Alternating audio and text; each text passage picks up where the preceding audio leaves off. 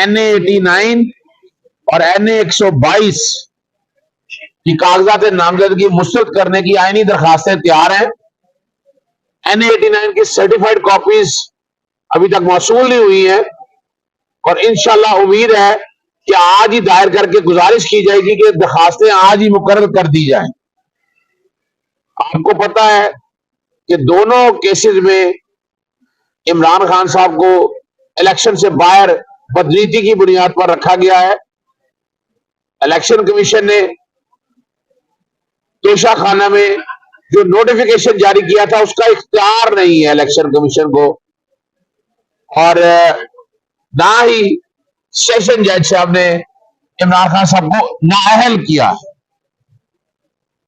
دوسرا جو اہم ایشو ہے وہ نواز شریف کی جو تاحیات نااہلی والا معاملہ ہے، اس میں سیکشن 232 میں ترمیم کی گئی تھی اور 62(1)(f) کے تحت نااہلی کو 5 سال تک محیط کیا گیا تھا۔ پارلیمان سادہ اکثریت سے آئین میں ترمیم نہیں کر سکتی ہے۔ سیکشن 232 اہلیت کو کنٹرول نہیں کر سکتا۔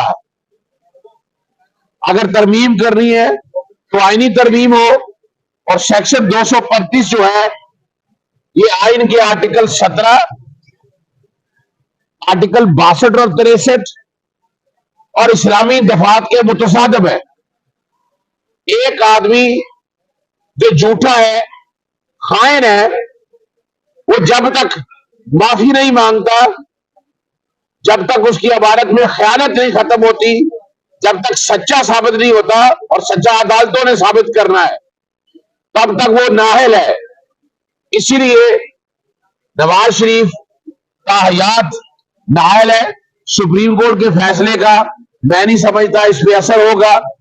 لاہور ہائی کورٹ سے گزارش کی گئی ہے کہ سیکشن 232 کو غیر قانونی اور غیر آئینی ڈکلیئر کیا جائے۔